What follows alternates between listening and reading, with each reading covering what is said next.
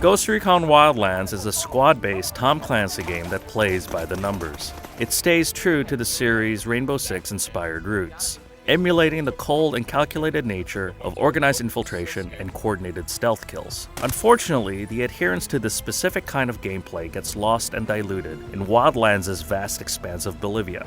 A revenge tale disguised as a narco-state destabilization operation is low-hanging fruit. Worse yet, the narrative perpetuates the notion that a cartel is only worth taking seriously when one of your own has been tortured to death, ignoring the thousands of locals who've suffered similar fates. It's easy to tell that Karen Bowman, your CIA field handler, has a personal vendetta against the Santa Blanca, the drug cartel that rules Bolivia. When you ultimately come face to face with El Sueño, the cartel's kingpin, you can spot the payoff a mile away. At the end, there's no poignant message or lesson regarding this latest Tom Clancy episode in American interventionism. A target on my back, waiting for someone else to come for the crown. The pursuit of a single lead that Karen provides conveniently results in a series of other clues, and each one of those tip-offs blossoms into others. Enough successful missions eventually results in confrontations with underbosses and lieutenants who are less than 6 degrees away from El Sueño. Some of your intel will reveal locations of weapons to add to your collection, though amassing a stockpile of firearms is purely optional. Compared to the multitude of games where the acquisition of guns is a major selling point, Wildlands' selection is serviceable. The problem is that you can easily complete the game with your initial loadout. For the fans who've been hooked on Ghost Recon for the advancing technologies, the lack of gadgetry in Wildlands will prove disappointing. The novel appeal of drones has long since expired. While you can upgrade it with a handful of offensive and diversionary capabilities, its default function as a target marking device is all you need. While the drone marks your targets, it's your squad's responsibility to pull off the kills. The need for coordination underscores the team-based appeal of Wildlands, which can be experienced with AI-controlled teammates or, preferably, with other players. When playing with skilled friends, there's comfort in knowing that you'll most likely be on the same page. Playing with AI has its own benefits, like being better bullet sponges when they're out in the open healing you.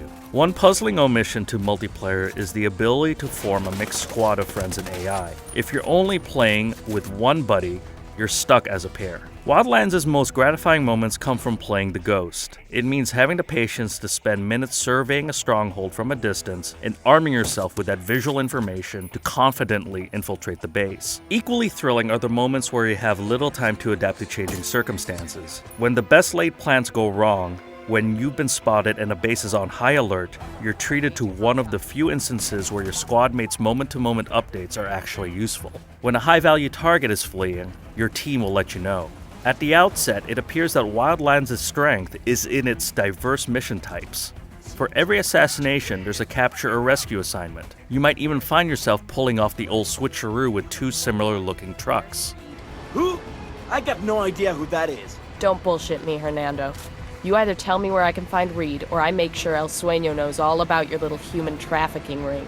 It's never a dull moment, at least for the first 20 or so hours. By the time you've experienced these kinds of objectives a handful of times, boredom sets in. The mix of dense vegetation and barren mountains of Bolivia echo the environments of Metal Gear Solid 5: The Phantom Pain, just less accommodating. Navigating your way down a rocky cliff on foot is as unpredictable as climbing one. Instead, you're left using vehicles as your most reliable means of traversal. Yet for a map that should be more off-road friendly, this interpretation of Bolivia often encourages you to keep to the beaten path, lest you wipe out after a sick cliff jump on a motorcycle. As only the second open-world game in the Clancy-verse, Ghost Recon Wildlands is a middlingly safe tactical shooter with a slightly wasted opportunity given the ambitious scope of its seemingly boundless map. While its main strength is its mission diversity, it doesn't take long to lose the motivation after reaching El Sueño's doorstep. Even with a foursome of highly trained friends, Wildlands eventually reveals its diminishing returns. The feeling of positive immediacy and dopamine hits begins to wane